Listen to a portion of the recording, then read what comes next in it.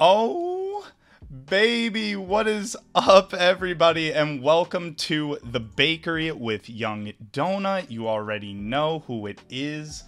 Welcome. I feel like I need to just keep saying welcomes because there's so many beautiful faces here. And welcome to the Season 2 finale of the bakery. I hope you're having an amazing Monday today, because I certainly am.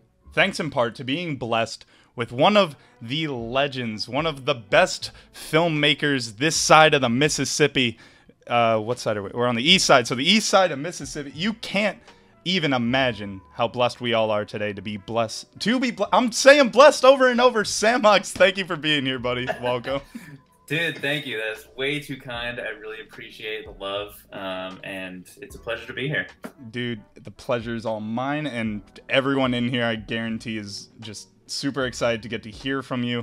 I'm not gonna waste any time. How are you? How are things? How's the day going? I mean, I'm loving the day. It's been actually sunny up here. I'm in Portland, Maine, where, as you may have heard, like the entire winter was just a giant block of ice. So having some sun is a little bit different and nice.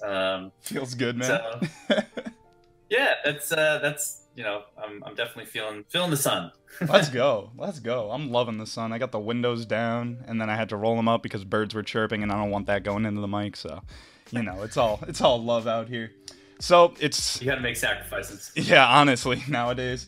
So it's common habit on the show to do a basic "Who are you?" So for anyone in this chat right now, and I doubt there's anyone like that, but anyone that's listening, chilling, doing anything of the sort, who is Samox? Who are you, man?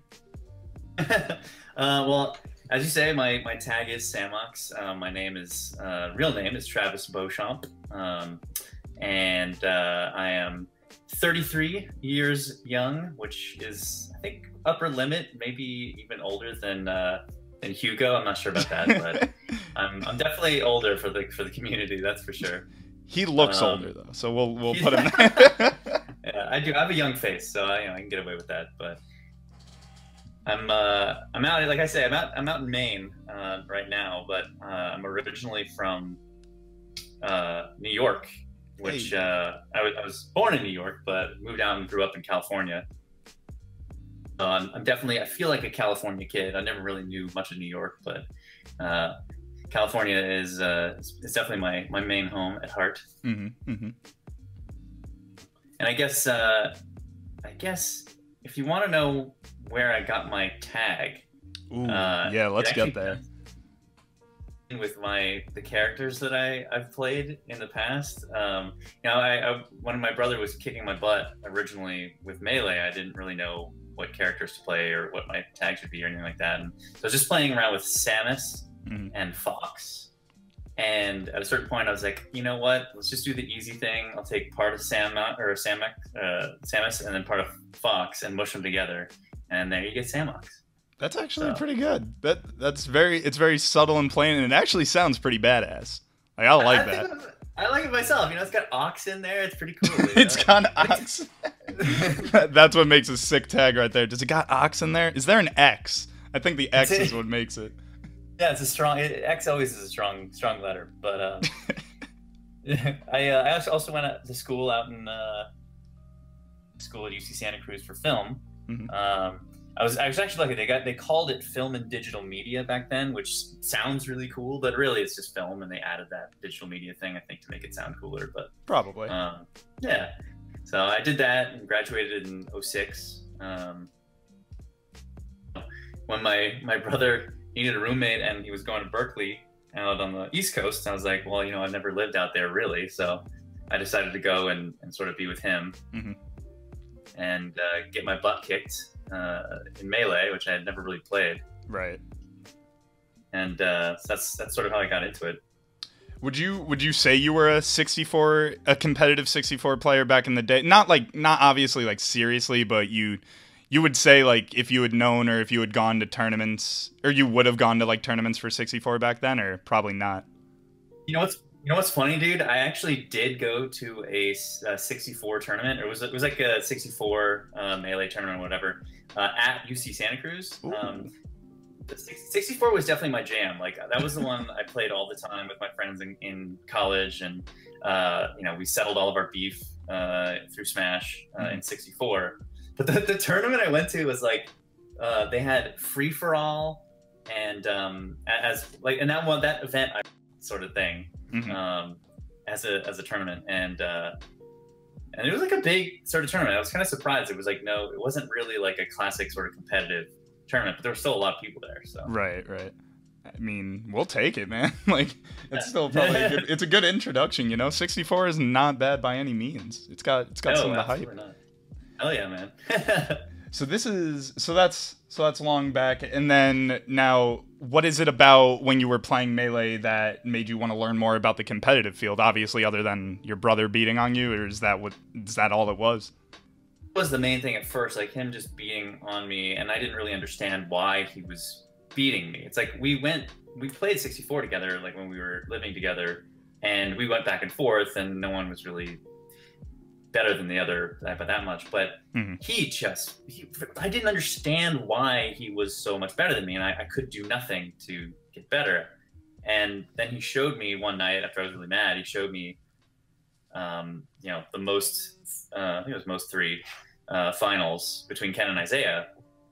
It was just so magical to me. It opened my eyes. Like, this is amazing. Like, how do these guys do what they do? Right. And realizing that gap, I think, seeing that is what got me so excited about the potential for it. And he showed me all these other, you know, videos and stuff with like PP and Mango, and it's like, who the fuck are these people? Like, oh, can you swear on this channel? Oh yeah, you're fine. I edit it out in post, so on the live show, yeah, say whatever. All right, sweet. But awesome. That was sort of what got me excited for it, and I just jumped off from there. So who was your favorite player when you first like started watching videos and stuff like that?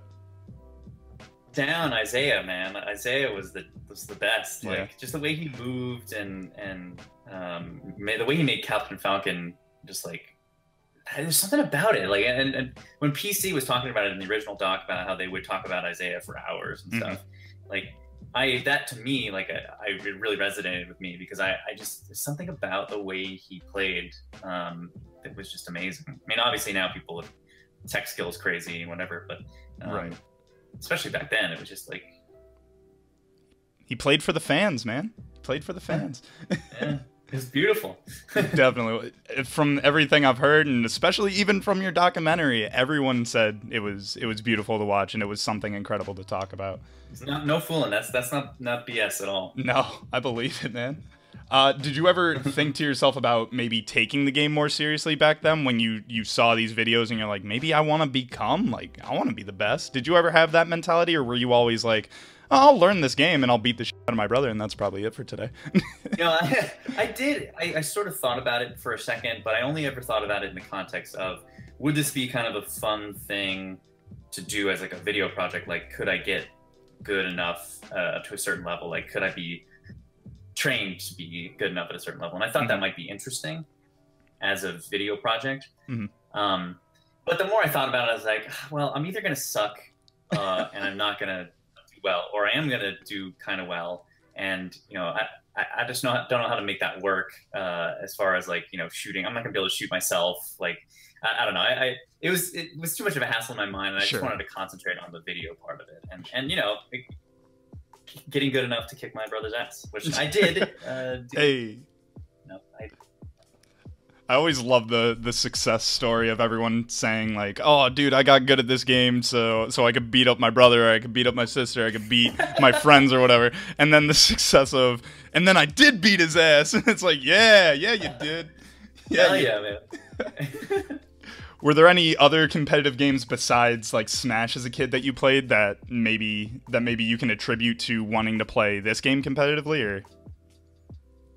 Focus on games has never really been competitive, and I've always been sort of about getting immersed in worlds. Like, my big game that I played was Civilization, and I haven't played it in a little while, but, like, Civilization, like, for me, was just a great way to sort of get immersed in a world. And I didn't even I wasn't like trying to, like, you know, win at the game, or, like, you know, think about it as anything except for just sort of getting into the the Romans, or just pretending to be the Americans and trying to take over the world, you know, like playing out stories in my head through that, and sort of, you know, that's what gaming to me was. So the Melee stuff, like getting obsessed about competition, I think was mostly because I wasn't like that. Okay. It was alien to me. It was interesting, and you know, I wanted to learn more.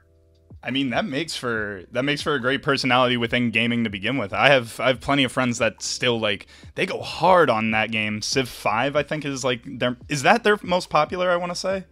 I'm not sure. I think it probably is at this point. My jam was Civ 2. I'm okay. 33, so a little bit more earlier generations of games. Hey, there's no problems with that. All I know is I've definitely seen people play Civ. They talk highly of the game, and then they're great people too. You know, you can't judge someone just because of a game that they like. So that's awesome, man. I love it. So we got a lot of people here that are just waiting to hear about your opinion on where are we in the meta game right now. So we gotta turn it over and let's talk a little bit about that. So right now, I think what people are definitely wanting to know is how's the work been going? You know, how's your progress? I know we've been waiting for an update video, but you know what? This is good. You know, you guys we can take this. Yeah, I mean, I guess to sort of sum up, it's because this project is, you know, as much as I do have more help this time around, and I do have like a graphics dude who's super awesome. His name is Daniel Wyatt. Hey. And I have, like, you know, a bunch of some great music, and my main music guy, Garrett Williamson, who he did the music for you know, the Settle It and Smash rap, and like the Evolution rap and stuff. He's been doing a lot of great music for me, like freaking amazing. Still mostly entirely on my shoulders, and so that makes it kind of a personal project in a way. And the great thing is that I have a lot of control, and I can be connected with people and give you guys a really good idea of where I am. But the crappy thing is that when life stuff comes up, it does sort of slow me down. It slows the whole project down. And as I talked to you about a little bit beforehand, I've had a pretty catastrophic breakup that has derailed me the past week or so, and I've just been doing absolutely no editing because of it. Because, you know, this is like, you know, this is someone that I thought that I was going to spend the rest of my life with, and of course, when that happens, your whole world is suddenly just turned upside down. And so I'm sort of piecing together my life right now. I'm currently in Portland, Maine, but this time I'll be living on my parents' floor in New York. So I have that to look forward to. But it's been tough lately. The good news is, you know, I'm no longer catatonically in the fetal position most of the time. So I'm getting better. Good. And, that's amazing to hear right there. Okay. And you know, I'm also like sort of looking forward to, you know, there's a time when, you know, when you are that in love with someone, and when you are like that committed to someone, you know, a big part of your brain is sort of dedicated to them. And that real estate is now free, and I really have nothing going on except for this project. So I'm looking forward to actually putting that brain power to use, and really like pushing this over the finish line, of which we are so close to. It's crazy. Like as far as, at least from my end, I'm super close, because to sort of give you a sense of what I'm doing is, you know, I'm almost done with the first round edits, which basically means that, you know, I've been spending a lot of my time trying to make the story, all the main cables of the narrative sort of make sense, and lay them all together, get all the big chunks done. And right now I'm on the climactic part of the last episode, and trying to make sure that all the cables are sort of tying up together in the right way. Now, if you looked at any one of these episodes right now, it probably, you know, they're not color corrected. There's a lot of sort of big chunks that say graphics go here, and you know, like bracket animation goes here. That's stuff that is so quick and so much more easily accomplished than the first round edits. The first round edits is just so hard because that's the part that's the story. The story is, you know, that's the biggest and most important thing to me, and I want it to resonate, and that's why I'm taking my time with it, making sure it really works. Of course. That's where I am right now. I'm, you know, this whole situation has sort of thrown a wrench at me. I've wanted to sort of make Evo. That was sort of the time when I was like, ooh, wouldn't it be great if we coincided it with Evo, which would be, you know, August, I think. Okay. But and I've gotten into the habit of not like making any proclamations or whatever. I'm just telling you what I wanted and sort of where my head is at. But I can say hands down, this is the year. There's no more. Unless there's some like meteor that hits New York City. Don't jinx it, man.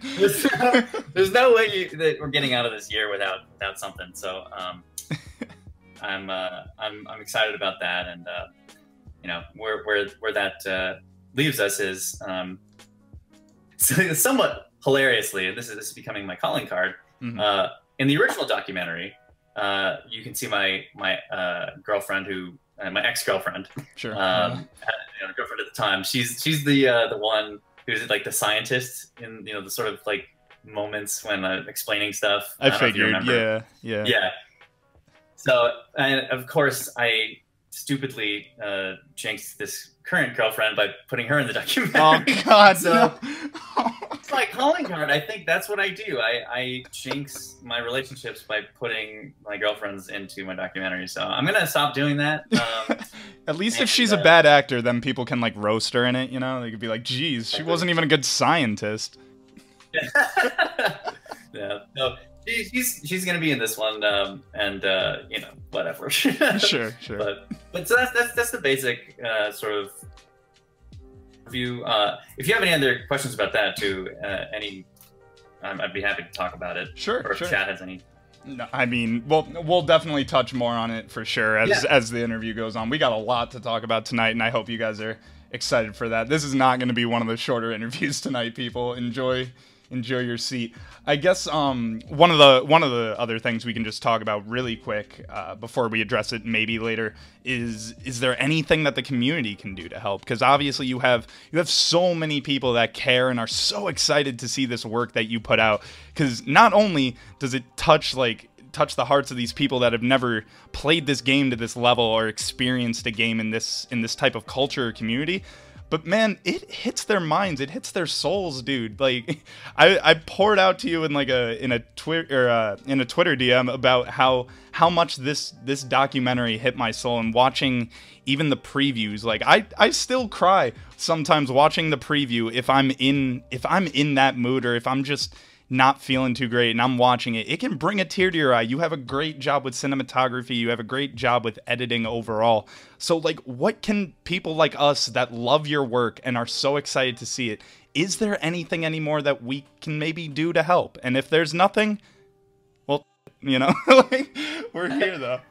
Well, dude, first off, thank you so much for the kind words. I mean, I original project because I've thought there was a story worth telling and that would connect with people. And when I went into it, I had no idea that I would get, like, you know, some of the things that I did get, like some of the real stories from like Korean DJ and Isaiah and, you know, and Muta King and stuff, like the really emotional stuff that kind of hits you to the core. And that's all I ever want to do is make people cry. that's like low key beautiful. That's beautiful. Yeah, no, exactly. Like, that's, you know, you want to have something that moves people, and I always thought that, you know, the things that so much about like, you know, gaming and stuff like that, and that sort of was what, you know, excited me about the whole project originally, is that I wanted to get into that, and I'm hope that this next one will do it as well. And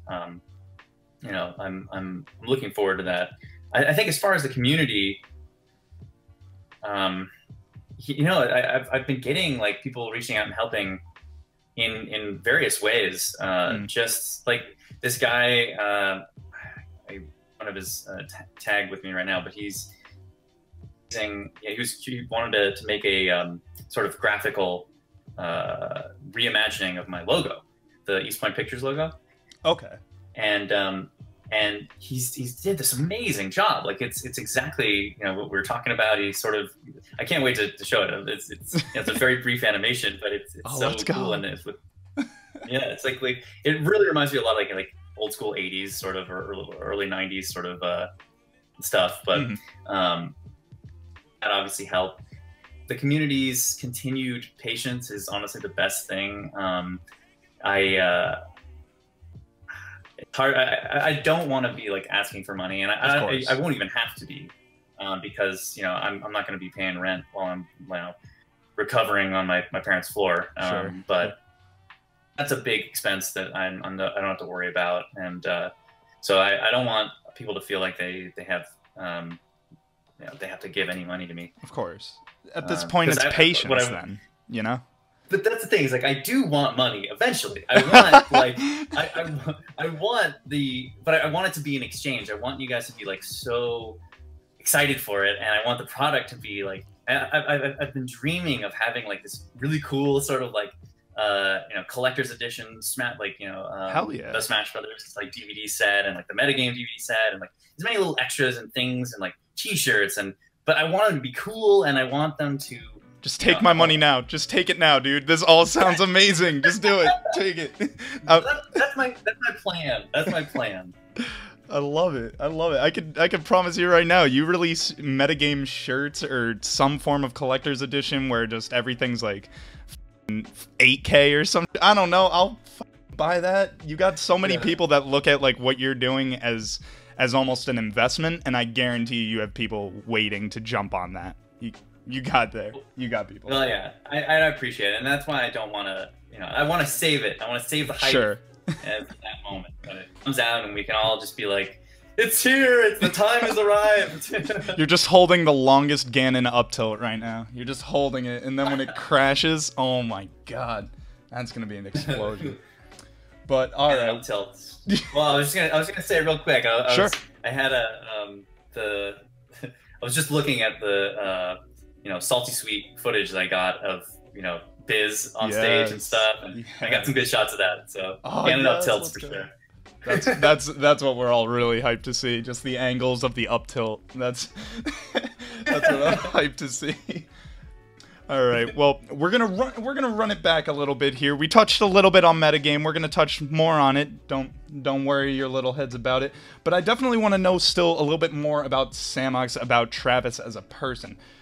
Beginning with filming, you've said publicly with your SmashCon panel about how you started filming with your parents' camera, as I think a lot of us that ever get into working with video or film, we kind of do, like someone owns a camera and we mess around with it when they're not home or something like that. So as a child, though, some people grow up, as Toph says, to be an astronaut and do battles with dragons or what have you. But when you were a kid, did you have dreams or aspirations of becoming someone involved with cinema, let's say? So like maybe an actor, filmer, writer, something like that? For me, like you said, it was my parents' camera and that I sort of got into. I was 8 years old, and my my older cousin Lindsay, she was the one that sort of decided, hey, let's start make a movie, and we ended up making the Christmas Crash or whatever. It was like it was like the holidays, so we were making some Jesus themed movie. It's beautiful. It's beautiful. Thank you. But we eventually, it was me and my friends that ended up really kind of taking to it, and we sort of saw sort of a way to continue to play pretend. Right. That was sort of what kind of got me into really loving it, because you could stay a kid in a way. You could really sort of part of yourself. You didn't have to squish it underneath a pile of like adult transformations. You could maintain it, and then so. To your point, like to your question, I definitely have thought about writing a lot. I used to do it a lot more. I actually wrote a screenplay to graduate, which is really bad. It's called Mind Keepers, and I I still I want to rewrite it because I actually I had mono at the time, and so my throat was killing me, and I was taking a bunch of Percocet, and but I was like it was like you know, I had blown it off for a long time, right? And I ended up staying up for 2 days straight and wrote the whole thing then, and just barely graduated. So oh my god. Yeah, it was definitely an experience. I'm glad that I got a chance to speed run a screenplay, so to speak. But I would definitely want a redo. Speedrun.com. Where are you right now with the whole writing a memoir in forms of a video project to graduate? You know what? I need to submit to that. The amount of procrastination I do, man. So then you're talking. You hit college, and you buy the camera, which obviously it's a scary investment sometimes because you gotta make money to pay that off. But when you went to college for film and stuff, did you have parents that were supportive of that dream of wanting to do film, or did they have other ideas for you? They are some of the greatest people I have in my life. They're they've supported me in everything I've done. So they were awesome about that. They are a little, they don't want me to spend all of my life savings and stuff. My mom, I don't know why I didn't think of this, but she watches my updates. And when I was like, yeah, I spent all my Roth IRA or whatever, the recent one I did, she's like, don't do that. What are you doing? So she's pissed at me about that. But, it's funny. The camera I got, the 7D, that's the one that I sort of bought. That actually was after college. That was in college we had GL1s, which were pretty crappy at the time. But we were actually the first class that had nothing to do with celluloid. We were just totally digital. So we used GL1s and stuff, and which were they got the job done. But it was definitely a scary purchase when I did buy the 7D. It was a huge sort of thing hanging on my credit card, but yeah, especially because they were brand new at the time. Like, well, they were more new than they are now. They were definitely way more expensive than. Well, they still get the job done, but and I originally didn't even get it with the idea of making the documentary. Like this, at this point in time, when I bought it, it was, I want to say, like January of 2011, and at that point in time, I was sort of and really wanted to do like music videos and stuff like that. So that didn't last as long. As soon as I got into the Smash Brothers stuff, it really changed. Right. Well, I mean, that I can definitely say people are really glad that you got into the Smash stuff. So moving forward with film, what area of film did you want to pursue originally? Because obviously in college, like you can choose between like cinema, working for television, working for like documentaries. Did you have a specific area that you wanted to concentrate on? My best friend's dad used to call me the director all the time, and I definitely took that to heart. I was the oldest in our group of 4 people. And so of course, the oldest usually sets the agenda. And so I sort of, in my mind, always thought of myself as a director. I don't know if my temperament is great for it. I would love to be able to sort of get into it more. It's just, I did live and work in LA for a while, and I'm not sure if that particular life suits me. Well, you never know. You never want to say no to anything, but it's definitely I definitely saw myself as a director. Yeah, myself as a director, and yeah, at various times you think of yourself as a writer or as an actor too. So sure. Well, then I guess my last question along those lines was about how one of your favorite documentaries at the time, and you can feel free to change it if you'd like. At the time, you said your favorite documentary was The Civil War by Ken Burns, which I had to do some research on myself because I had never heard of it. Watched a bit of it, and my mind was getting blown, so I had to like take a break from it. But even now, do you say that's still one of your favorite documentaries, and for the same reasons as you had said before about viewpoints and the stories that it tells? definitely put that up there. I mean, I've gone through so many different passions in my life, and wars were a big passion of mine. Like I would learn everything I could about the Vietnam War, everything I could about World War II, everything I could about, you name it, like medieval warfare, stuff like that. So the Civil War, I was watching it on a week where I was laying in bed, and I watched it like 2 times through, and just the way the stories are constructed, and sort of weaved into sort of a larger narrative. They're very personal stories, like of people on the battlefield, of the generals, of regular people that lived in towns and dealt with the war in various ways. Mm-hmm. Together with like the larger macro focus, that really spoke to me. And some of like just the most beautiful stuff kind of comes from that, I think. So I would definitely, if anyone has not seen it, I believe they just came out with an HD. So now is a great time to watch it again. I think that's actually how I found it. I think there was like a re-upload of that somewhere online. You can find anything online now, but I'm pretty sure that's actually how I found it. So yeah, guys, would highly recommend it. If you got the time, like, why not just watch it? Especially if you love the documentary, why don't you see one of various ways that you were inspired to make this, or at least base some of the viewpoints on it. Yeah. And so after working with film in college, you go home, and obviously we talked just a little bit about the whole playing Smash with your brother, but now you have this film background, and you have this documentary interest and such, that then you find out Smashboards, you find out about Chillin's history of a Smasher, you see Kish Prime's top influential sets on Smashboards, all that stuff. My first question on those topics and your whole reasoning to then make a Smash documentary is, how did you ever find these? What made you come across these stories on Smashboards? Well, I mean, I just sort of, was like, at that point I had decided, okay, I gotta find out about this. And, I had this idea in my head, like sort of like beginning concept of, wouldn't it be cool if these guys, if we kind of cast it as like this interesting thing, like a drama, or like, kind of looking at their stories. And so I just was trying to find everything I could, just Google searching it, and found Smashboards, found,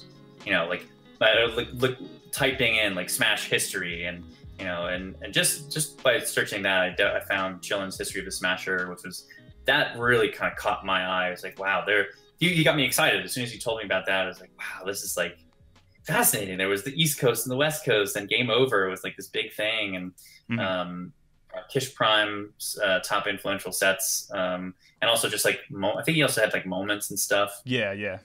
Like moments in Smash history. Those were like touchstones. I was like, okay, I know about this. Or this is a big thing, like the most 5 thing. So I started to get an idea in my mind of where things might go. I didn't actually contact anybody at all. I wanted to sort of understand as much as I could what was in the public record, like the sets that corresponded to the histories, and learn as much as I could just on my own, and then sort of take the next step. So what was that next step? How did you go about addressing these next steps? Because there are probably people out there that, I don't know. I could only imagine there are people that look at your documentary and they still probably get inspired and wonder to themselves, what were his steps after thinking about wanting to make this documentary? What did he do next? Well, I took, I got my yellow legal pad and sort of sketched out episodic ideas. I definitely wanted to do something like the Civil War, where it was like episodic, and it sort of spoke to me because it was like, also in my mind, I knew I was going to be combining sort of anime style things, like in my, like, having this guy is the best and then this guy is the best, and like different, in a way, like thinking about like the differing power levels between people, because I was a big DBZ fan when I was a teenager, and so that spoke to me as well. So I kind of sketched out where I thought things would go, and I realized that if I was going to go any further, I needed to the community on my side. Like, this needed to be a community sort of project, or at least one that had the community's blessing. So the only way that I could see to do that was to sort of make a splash right away and get people's attention right off the bat. So time at what was on offer for Smash documentaries. There was not much. There was, I believe, Chase Azumi. He was probably the closest to, and was the one that like worried me. I was like, oh, there's already this guy that's doing this thing. He was doing this thing called Smash the Doc at the time. There's still some media of it online, I believe. If you ever check it out, like there's a footage of Genesis 2 where it's like the last moments between Armada and HBox, Young Link versus Puff. Puff, yeah. And I was like, wait, what? And it's you know, it's like this really intense sort of moment and stuff. And that was Chase. That was him doing his thing. Okay. And he since, of course, said I can use any of that footage, which is awesome of him. He's a super cool dude. Super cool. But that was the only stuff that was really going on out there at the time. So I knew that there was at least some interest. So I wanted to put together sort of a pilot episode of a fake sort of documentary made with my friends, which could sort of like show people the quality of what I could do, sort of what I wanted to do. So I used Chillin's history of the Smasher as sort of a blueprint. I wrote up a script, corralled a bunch of my work friends to come over, and you know, I feed them sandwiches or whatever, we drink some beers and work on the things. And I still have that pilot episode. It is currently privated because it's so fucking bad. It's so bad. Come on. I'm definitely going to release it again. And I might, you know, I might do it just because we're talking about it right now. But to a revamped version with the HD. I think it really, if you want to get a sense of how far I've come, that's a good way to get a sense for it. But but it was good enough. Like at the time, it was the best thing probably out there. And the thread on Smashboards said, "This is what I'm doing." I want to say Dr. Peepee was the first one to jump in and be like, "Yo, this is cool. I'm definitely gonna support it." Right. So, and then I started updates, and that sort of got the ball rolling. As soon as people saw I was serious, and I had a Kickstarter, and which didn't actually work very well, but Kickstarters are hard, man.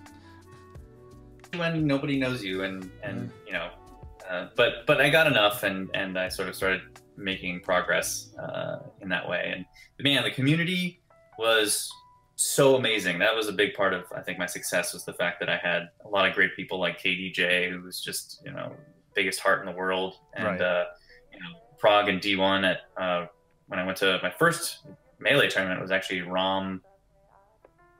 I think that's right, yeah. And D1 and Prague were running around the place for me, like grabbing emails and contact for people just to help. So that was such a big help.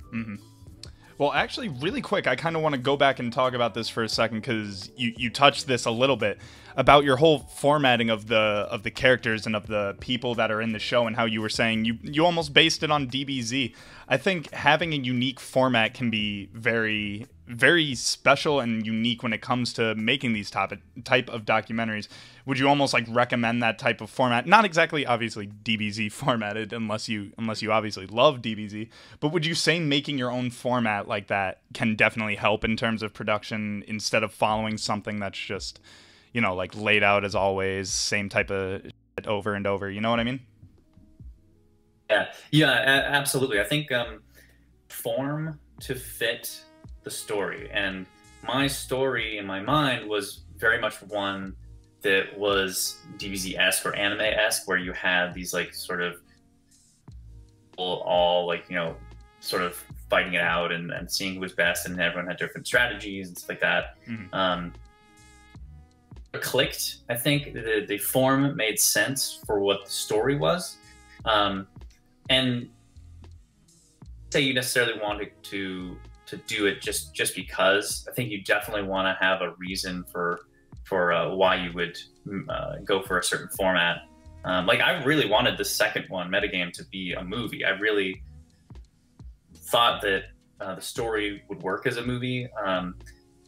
As soon as I got through Act 1 editing it, I just was looking around. I was like, there's the stuff that I have here. I've actually shot I shot for a series when I should have been shooting for a movie. Like the stuff that I was recording, I was sort of still in like the Smash Brothers, but I was recording for that, and I realized that too late. I was like, Jesus, I've made a series without realizing I was making a series. So that's why, you know, we're talking about this in 2018 instead of having the movie come out, you know, a couple of years ago or a year ago. Sure. It was because I sort of got mixed up in my formats. So it's a very important thing.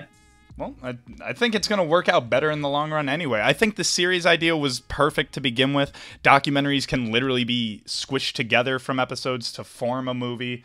I think it's going to work out amazing.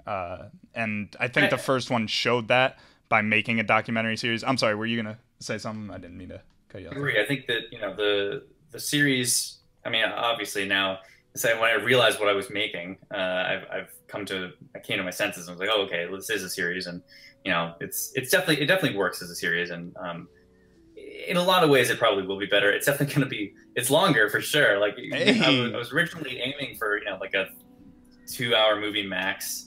Like this is 6 hours. Yes, let's go.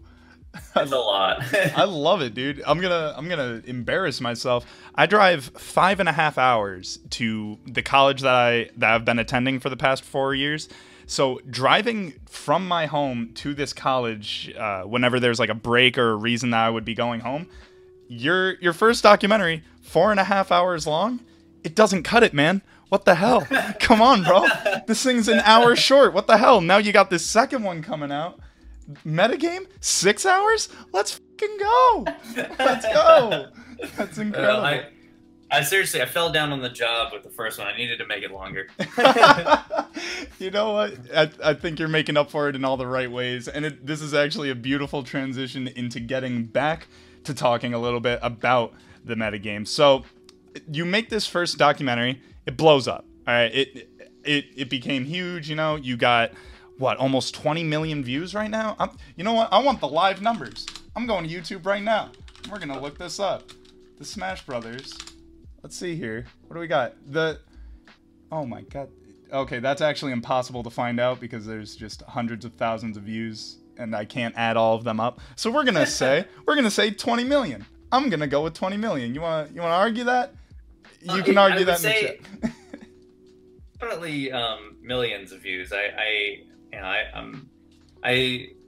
let Amazing Shadow kind of do a compilation, so it's kind of hard to get true real hard numbers, but it's definitely millions. I'll say that. 20 million. So 20 million, and so now this blows up. It becomes something that literally gets a label. You know, like people that join the scene and are literally labeled doc kids. So all this type of, in a sense, publicity hits, and what I want to know is, right after you were done filming this original Smash Bros. Documentary, did you think to yourself, all right, I'm done, time to start working on the sequel? Or what was the sequence of that? I was pretty rudderless actually when I finished it. Like when I was making the documentary, it was difficult. Like I had moments where I was sitting in the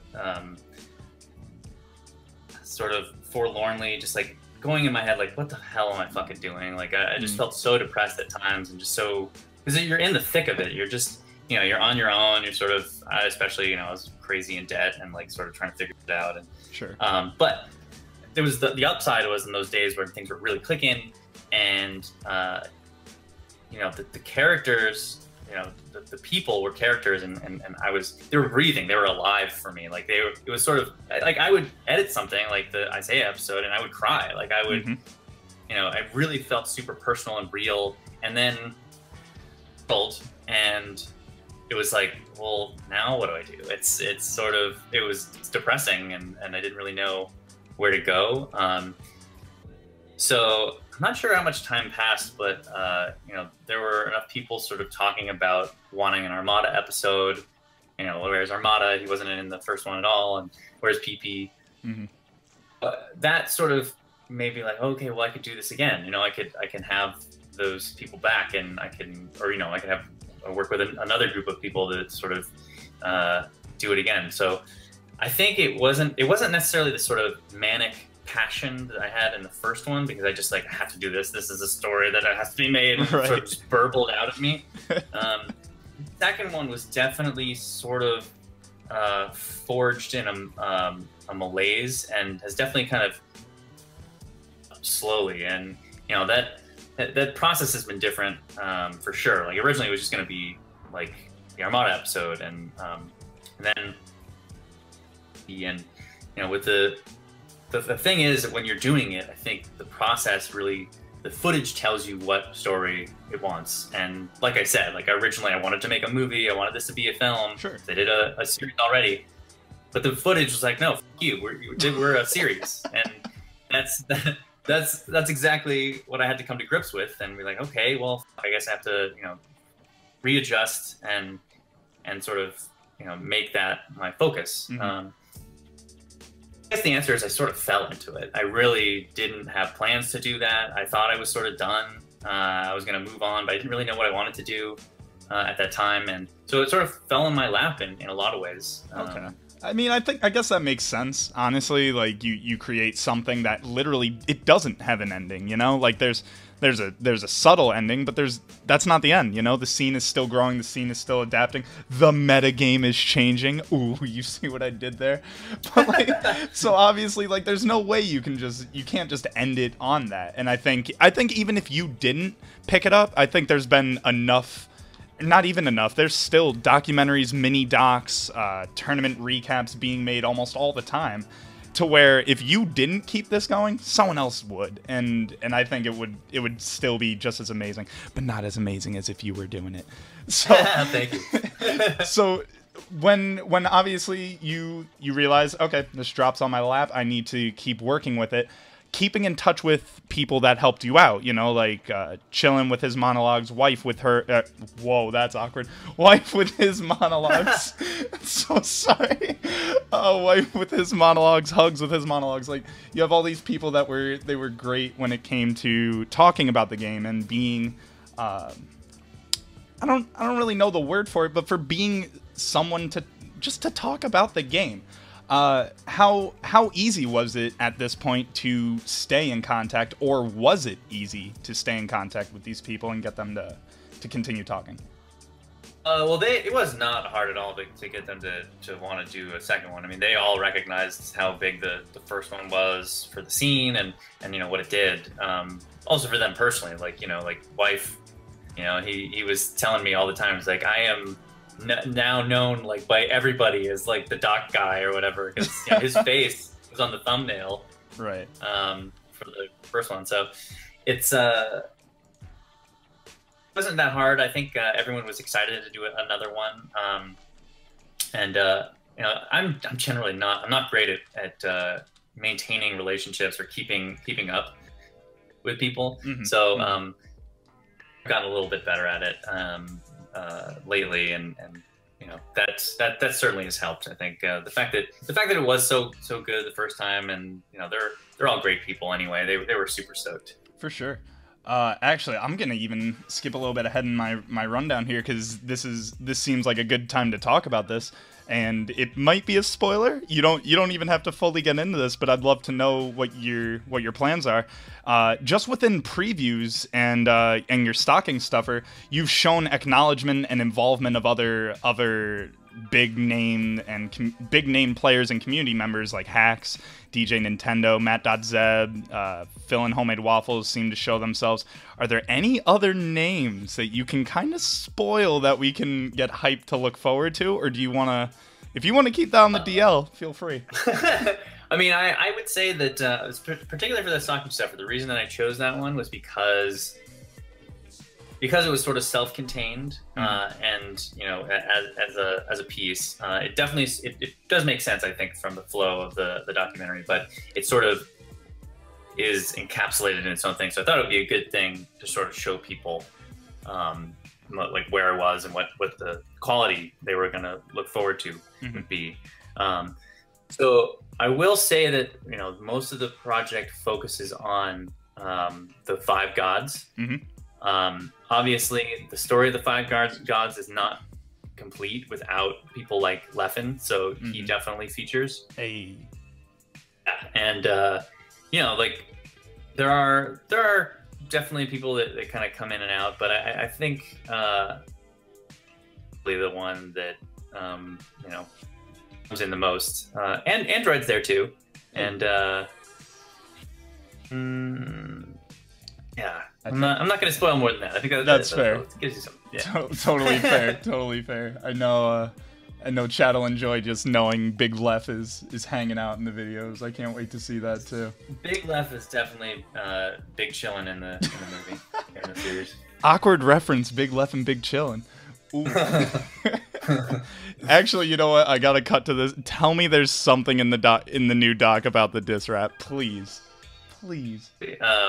The Apex 2015 features very prominently, and the beef between Leffen and Chillin' definitely features prominently. So let's go. All right, that's all I need. All right, now I can sleep easy tonight, and I hope you guys can too. Thick Lef. Anyway, sorry. All right, so now going back a little bit, I just wanted to address that a little bit. When you're realizing now you need to, well, not need to, but you're going to start working on this second edition of the documentary. What do you think became the hardest part about doing it, other than the fact that you're basically doing this independently? What do you think became the hardest part? Oh, I mean, you just hit the nail on the head. It's doing it on your own. I'm never going to do this again. Just by the way, God. I'm never ever going to take on something of this magnitude by myself, because there are insane. I mean, obviously, we're living in an era now where, you know, people are, you know, producers are expected to do a lot more. Like back in the day, there was much more specialization, and now it's like one producer is filming and they're setting up the lights, and you know, there's a lot more, you know, one-man warrior sort of thing. But love to have more of a team, to have more of a sort of collaboration, because I feel like there's a lot that can get done. Yeah. And it, you know, obviously it would be great for you guys because it would be done faster. And you know, that's the hardest thing. It's like, and as you know, I said earlier, you know, my personal life ends up impacting it so greatly because, you know, I am the only person that's working on it, really. So I would definitely change that in the future. Totally fair. Totally fair. And that actually brings up a good point here. So when it came to making this second documentary, was there ever a point when you thought maybe I should try and reach out? And I'm not going to assume you didn't, but was there ever a point where maybe you thought to reach out to an established studio or a company or an org to maybe ask, can you guys help fund or shoot this project? Like, this is the success and achievement of my last project, so this is what you have to look forward to, if not more, on this project. You know. See, you know, you're a smart man, and clearly smarter than I am. No, I definitely reached out to people for funding. Personally, like, you know, I didn't want to have to cajole the community for money. I wanted to see if I could get some backers, and I have. Right. Got backers like you know, just from various people. Sure. But a lot of people that I kind of approached were like, I don't understand this. Like, and even with, like, you know, showing, hey, this is the success of the first one. This is the world of esports is just growing. Like, our generation loves this stuff. You know, give me money. And I never got enough money to really even consider hiring somebody else. Because you know, if I hire people, I want them to be happy and well paid, and sure. You know, and good. You know, you want good and good. And there are great editors out there, and people that I know could help. It's just that I feel hit them well, and I never got enough to really do that. So I sort of was like, you know what, screw it. I did it once before, I can do it again. You know, that was sort of my attitude, and I have done it. It's just taken a while for a number of different reasons. Sure. Not the least of which is that it was a movie and now it's a show. I can only imagine that transition's gotta actually be crazy. I could never imagine just changing your entire your entire structure. Like that's got to be insane. And then, you know, it's demoralizing besides that, and it's a huge part of why, you know, it's taken as long as it has. Mm-hmm. Totally fair. One thing I totally missed, my apologies, I missed to talk about when I was bringing up acknowledged players' involvement and perspectives, the concept of doubles. It seems like doubles was getting talked about a little bit in previews and stocking stuffers. Is that also going to be something that we look at since, you know, the title of the project is Metagame? I mean, the doubles meta on its own has just been insane over the past couple years. Is that something people can look forward to as well? I'm gonna put the kibosh on that one. Unfortunately, the entirety of pretty much the entirety of the doubles stuff in this new doc, I already put out there in the stocking stuffer because you know I really, and this is something that I had to deal with, you know, for the first doc. It was like, how much do I want to focus on doubles? And I, in a lot of the same ways where we were, you know, in doubles get second billing in tournaments. It definitely gets second billing in narrative storytelling, and there's already so much material to deal with in just talking about singles.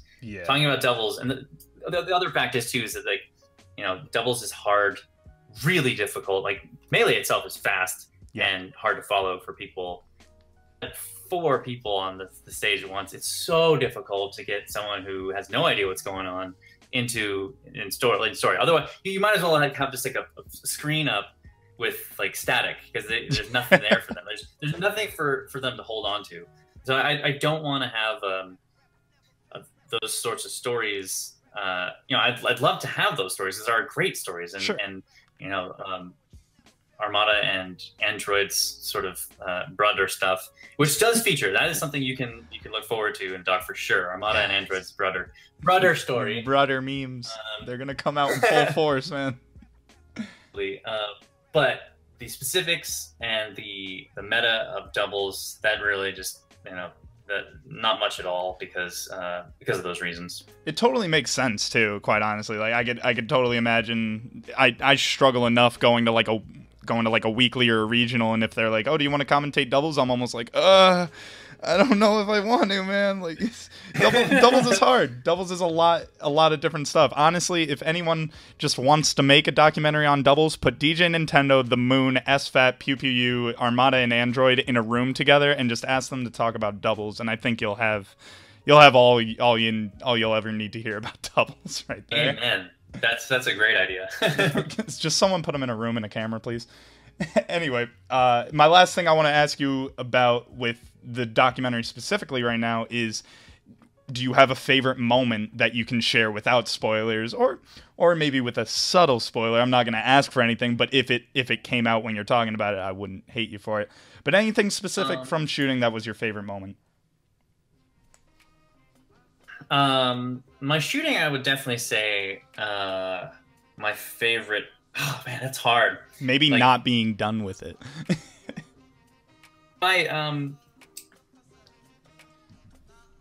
Honestly, like one of my favorite, because I went to like 2 of my favorite tournaments very prominently, obviously, in this. What was it? Your mic cut out there. Sorry. Yeah, the 2 tournaments that really feature heavily in this are, in certain ways, are the Big House 4 and Apex 2015. Those 2 feature a lot, and then there's a lot of sort of other, you know, historical tournaments. Right. Those 2 really amazing experiences for me. You know, the Big House 4 was just incredible because it was like classic Mango, just pulls a Mango and you know, makes it happen from loser's bracket, and it's almost like he didn't even care. He wasn't even trying to win the tournament, but he does. And I hate to say that, but it is absolutely part of his story where he went through an era where it was like, is he even trying? And that was one of those moments where it was like, how could anyone beat this guy? Like, you know, Armada had the fire in that tournament, and he, you know, he just steamrolled him. It was amazing. It was an incredible tournament, and it was magical. So that one, but then also Apex 2015, just because of the level of hype no one had ever seen that before. That entire like, you know, warehouse just roaring. And being there right on stage for the whole thing, with holding the camera like a moron, because I didn't have a monopod or anything to support me, so I was filming on stage for like 10-12 hours, and you know, just destroyed my shoulder. I can imagine, yeah. Thankfully, my flight was delayed because of the snowstorm like the next day, so I ended up getting to stay and like soak in like a hot tub and hang out with everybody. So that was fun. That's awesome, man. I envy the hell out of it. I always wish like I'd gotten into this scene earlier. There looked like so many amazing tournaments and things that are going to be involved in this, but that's awesome, man. The thing is, like, people said the same thing about the original documentary. Like, oh man, I wish I'd gotten in back in 2005 or whatever. Yep. So the good news is that you are involved in it now. So 5 years from now, people are gonna be like, oh man, I wish I had gotten into it before Metagame dropped and the scene blew up again. Blah, blah, blah, blah. Let's go. I get to rub it in other people's faces. Yes. Can't wait. Well, I think that's a lot to cover right there. And from the new documentary specifically, it seems, and you've addressed this a bit on how it's focusing a lot more on the gods. But I think there's one god in particular that I want to talk to you a little bit about. And I think you already know who he is, the lovely Kevin Nanny, aka PPMD Craigasm. You've said a couple times on like Twitter or in conversations with myself and like other people how you share a similar mentality or almost a mindset when it comes to just you as a person. And I want to talk to you about that because I want to know, what is it that you think you guys share most commonly in your mentalities, and why is that? I do feel really a certain connection with Kevin, and I know exactly what it is. It's our self-reflection. I point in my life that you can be a participant or you can be an observer, but you can't be both at the same time. It's impossible. So I realized in that moment, I was like, well, an observer. And so I sort of took that on, and because it sort of made sense to me in a lot of ways, because I'm always sort of, you know, I have, you know, some anxiety issues. I'm an introvert anyway, but I feel like I have some social anxiety issues that are kind of wrapped up in that. And that's it, a lot of it comes about with just sort of thinking about or self-reflecting. And Kevin is also a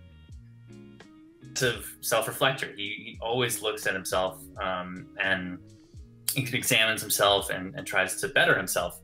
And I'm the same way. We're both.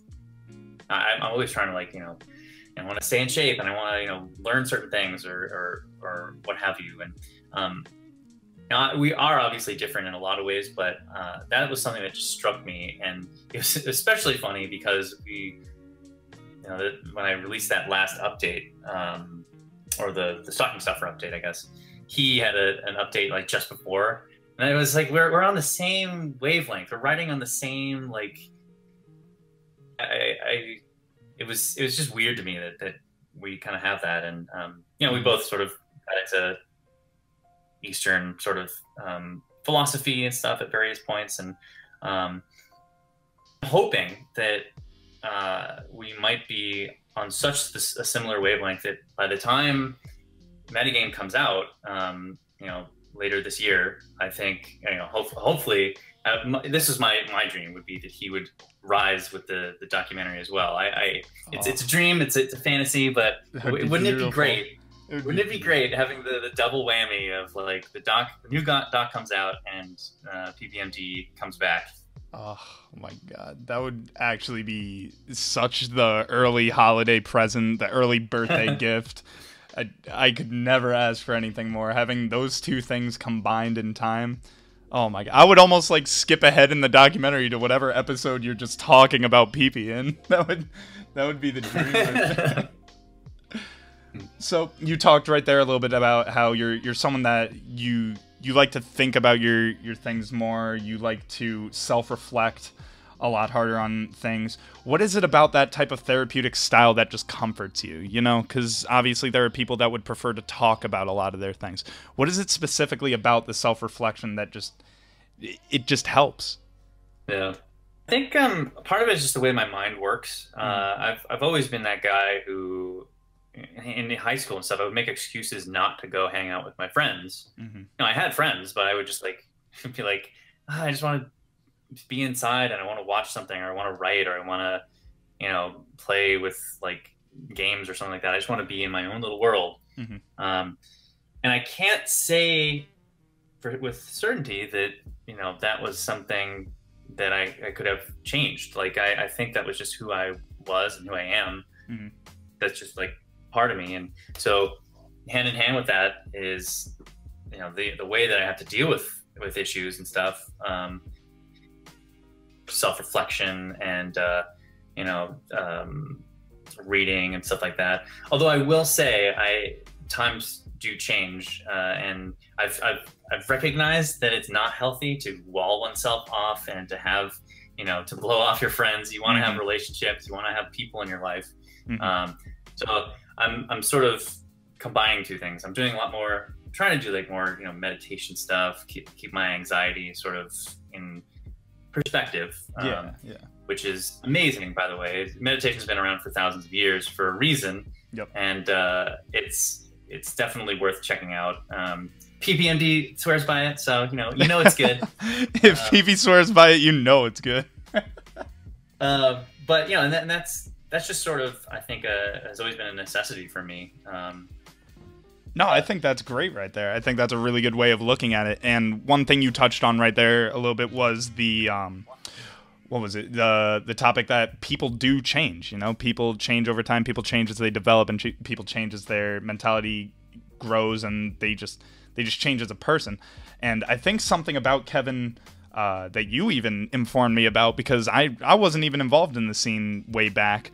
Was that there was a time when people thought of even Kevin as being almost arrogant or a darker side of Kevin than what everyone loves and respects him for now. And I guess what's that? No, go ahead. Oh, I'm just gonna say, like, what is it that when you think of changing your personality, what is it that maybe, is there anything about it that scares you to hit that point, you know? Because no one ever wants to be the person that's hated. No one wants to be someone that's looked at in a negative light, you know? You always want to find the positive in people. Well, I would say that there are definitely people that do enjoy looking like Leffen. Oh, God. Maybe not as much nowadays, and obviously, you know, part of my mind is in Apex 2015 and his quest to slay all the gods, but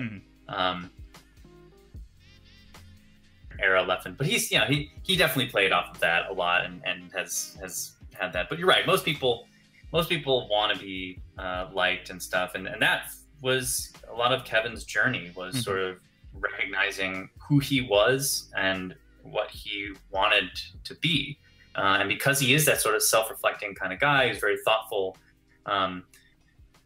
you know, he made that transition. I don't want to spoil too much of the storyline, but you know, it's sort of an open, well-known knowledge that, you know, he had sort of a phase where he was Mango's tutelage, and because of like Mango's influence at that time, Mango was particularly abrasive, more abrasive back then than he is now. He's definitely he's become, you know, Mango Nation obviously has become a whole thing, and he has this persona, but you know, everybody, like we've been talking about, people change, and at that time Mango was more abrasive, and I think it influenced Kevin, and he recognized it, and recognized that his behavior wasn't his, and it wasn't who he was, and he wanted to change that. So that's a big part of his story. Now, when you look at people's story like that, and you see people change into someone that they know they're not, I know obviously, like, you're not a therapist, but and some of us really wish we were, but when you see people that are becoming this type of person, I think since you've had this type of mentality agreement with with Kevin. I think you are one of the best people to ask this to. What do you say to help those that are getting stuck in a mentality that they know they're not? How would you tell them, or how would you help them get out of that? I mean, at least from my personal perspective, most important thing is just to remember who you are. Mm-hmm. You know, it's like Mufasa receding into the cloud. Remember who you are. You know, mm-hmm. You're old enough to have watched Lion King, right? Oh yeah. I actually just visualized that right in my head. And in fact, funny story, I'm gonna just be that guy right now. If anyone has ever watched Kung Pao Enter the Fist, all I'm envisioning right now is the lion from that telling the chosen one. I'm pretty sure that's same type of thing. Yeah. Well, I mean, like that's I think the most important thing is you have to remember who you are and recognize that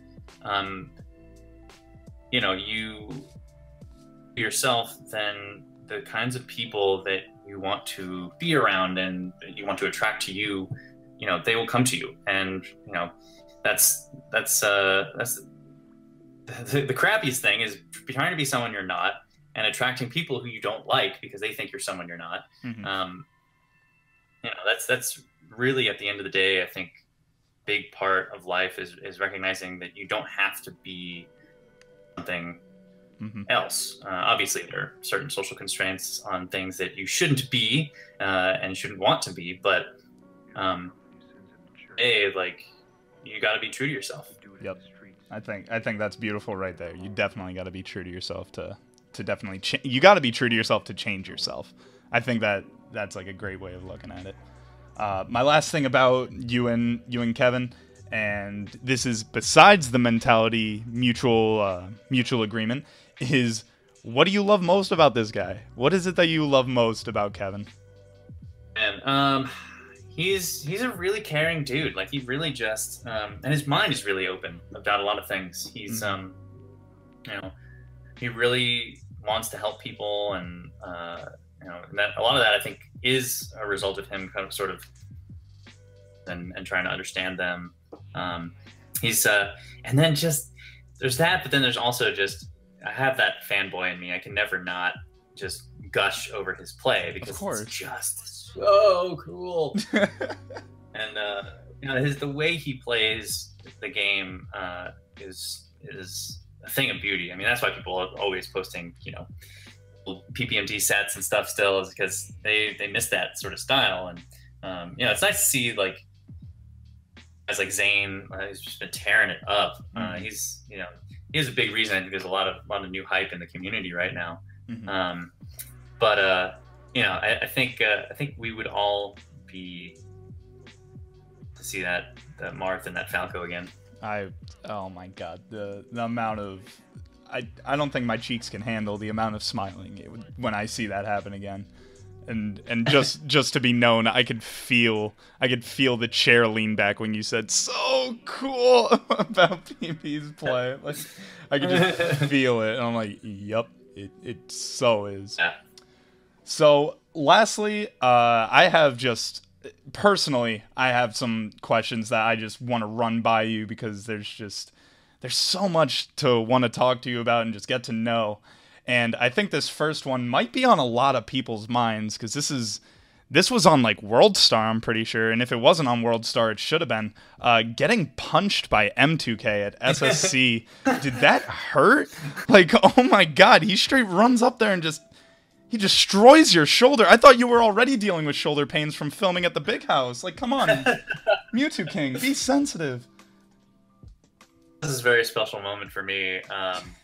And I'm glad I got to be at with such storied people as Mango at the brunt end of Mewtwo King's aggression.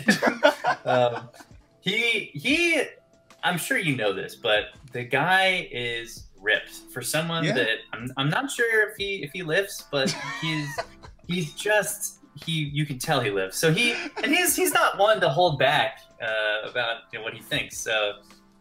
He definitely let me have it. I will say that was a full-fledged punch. That was not a stage punch. It looked like a Falcon punch. He cocked it back into everything. Like it was It was there. I feel like I can still hear the sound of the fist connecting with the material. Like, oh my gosh. All I know is I would have shattered away into pieces like that Infinity Wars meme. But, you know. It was tough. It was tough. Yo, someone out there go make that. I want to see the M2K punches Samox and he disintegrates. That's gold. Oh my god, that would be beautiful. Another thing I wanted to ask you about was this is also related to SSC, Super Smash Con. You said towards the end of your panel how if you're passionate and obsessed, you will get good at it. And this was resorting to anything that you are passionate, obsessed over. Now, I actually love that fucking quote. Like, I don't know if you have that like trademarked or patented, and like it's so like commonly, it should be commonly known and it should just be known. But is there anything you would even change about that quote now after it's been like 2 years? To maybe even make it more relatable, or do you think what you said at that time is probably one of the best quotes that someone should follow by? Yeah, I mean, I definitely still believe that. I think you know, you can't help but get good at things that you are passionate about. Like, you know, if you really, or if you are obsessed with something and you except for bad luck, and you know, even then it can only slow you down. Another quote that I've trademarked and you know, copyrighted and sent to the Library of Congress is that you know, your success in life, and this is something I believe, your success in life is predicated on its persistence, and that could be tied up in your passion. You know, your persistence with your passion. Mm-hmm. And those are just the two things that have to line up to work. And you can only control.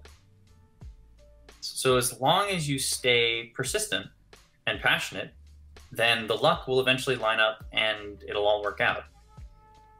That's good as hell. Damn. Yeah, man, that's a little mind bomb for you. Yeah. Oh my gosh. Like, wow. That's a lot to take in. Yeah, man, that's the way I look at things, and I think that's really true when you look at a lot of the way that people you know, get good at anything. Yep. It's practice, it's persistence.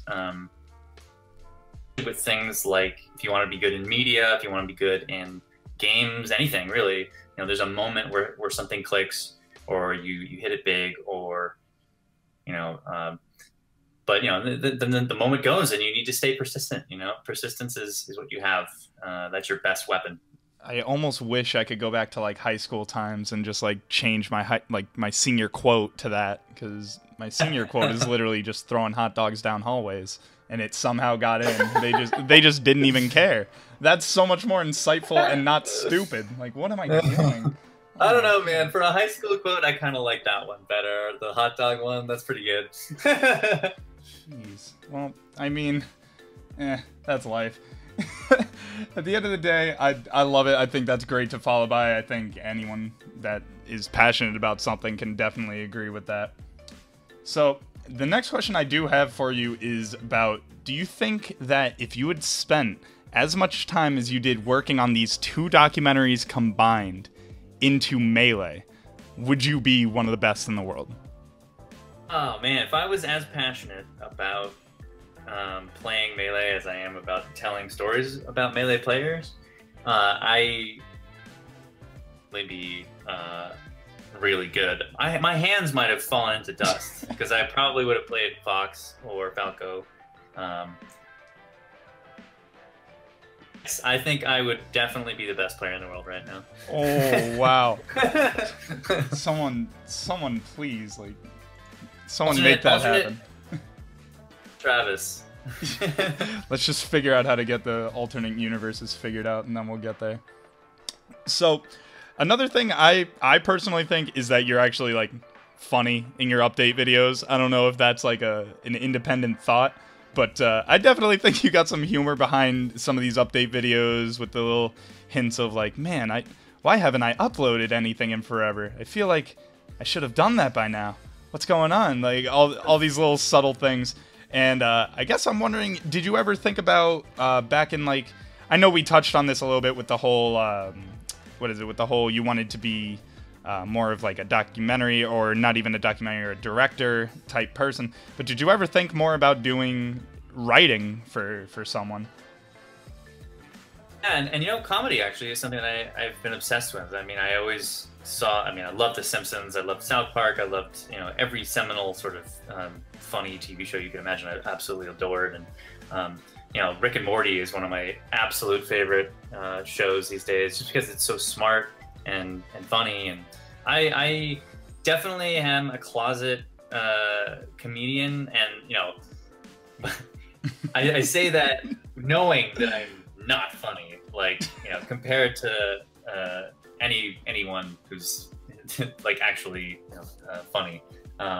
But it is something that I am interested in, and I want to kind of weave in. I mean, I love weaving, and you can see in the Smash Brothers, I take as many moments as I can to find humorous moments and stuff like that, like Mr. Happy, you know, with Isaiah. Yep. You know, the music gets all silly, and they talk about Mr. Happy, and you know, any number of little moments like that. Because the truth is that I feel like, as like I said earlier, my goal is to sort of make people cry, you know, meaningfully, and that you want to laugh meaningfully, and you want to sort of play with those two spectrums. So you're right. I definitely am interested in that. I'm definitely interested in writing kind of comedy stuff. I have had sort of delusions of being a stand-up comic, but then I seize up because I know I'm like anxious as hell and would probably throw up. But you know, it's one of those things that I might have to point as get up and get booed by open mic crowd. So we'll see what happens. It builds character, man. It builds character. I had a friend try and do stand-up comedy for a couple months, and I'm pretty sure I was the butt end of a couple jokes. And sometimes he's getting laughed at, other times it's just kind of crickets, and you just gotta think to yourself, I chose this. I wanted this. That's true. That's very true. My other thing that I want to just glance over, when's the Plup Club documentary? Is that coming out soon? Like, can we get that coming soon? So Plup is there's actually, it's so funny. At the time, I didn't know who the hell Plup was, because, you know, Plup wasn't that good. But sure. There is one shot in the documentary. Plup is just right dead center. It's actually a shot of PPMD. I think it was at like Apex 2013, but it's a shot where you can just clearly see young Plup right in the front. He's adorable. But besides that, God. Besides that and a few other, like, you know, cameos, he doesn't feature. I'm afraid to say, but yeah, don't worry. Like I said, if I'm doing more projects down the line with other people and stuff, Plup is the man. So for sure, yeah. I think he's definitely proven that, like, he needs to be looked at. Like, you can't just ignore this boy anymore. It's crazy. He deserves it. He won Genesis. Like, come on. I'm still yelling that out my window. Like, he won Genesis. Ah! No way that he won Genesis. It's amazing. He beat Armada with Zelda's back air, I think. I hope no one correct me in the Twitch chat. I don't care if it was forward air or back air, but he beat Armada with Zelda's back air. Like, that moved Zelda up like 5 spots in the tier list. I don't care. Awesome. But so another thing I wanted to talk to you about was, personally, I am a audio radio major at my college. So one thing that I look at in video and documentary projects is the music and the audio behind it. And your original documentary had phenomenal audio behind it and good Foley work. It had great sound design, all of that. Like, obviously there are parts where, like, yeah, you might have to replay music or use certain bits of music, but that's just kind of how it is. And the reason I'm bringing it up is because I wanted to know, is there some form of, or not even is there, or what is the the structure or the way that you have to go about providing rights for these type of songs and these type of sounds that you're using? Is it all in the credits at the end? Do you have someone that provides you this music? And did you have a favorite song that you used? Oh man, there were a lot of good songs. I only picked songs that I was just like absolutely in love with. That's fair for the most part. Yeah, and and I love them, a lot of them for different reasons. I mean, I love Juicy Fruit because it's so hype. I love, you know, that's the opening song. Yeah. But I also, I also love the Octopus Project's song. I can't remember what it was, but that was the one on Most 3, like the battle between Isaiah and Ken. Just because it's like so building and just like really fascinating stuff. Hard to pick a favorite, but okay. As far as where I got a lot of that music, number one place that I would get was in Compotech, which was is an excellent source for free music, or at least music that's under Creative Commons licensing. Mm-hmm. Which, if you don't know about it, and you're a content producer, you might want to know about it. Yeah, you might want to know about that. It's really helpful, and this guy in particular, Kevin MacLeod, I believe his name is, mm-hmm. He's the mind behind Incompetech, and it's just, the guy is so prolific, and he's done so many tracks of varying styles and stuff, like classical and electronica and any style, rock and roll, you name it. So a lot of the tracks came from there.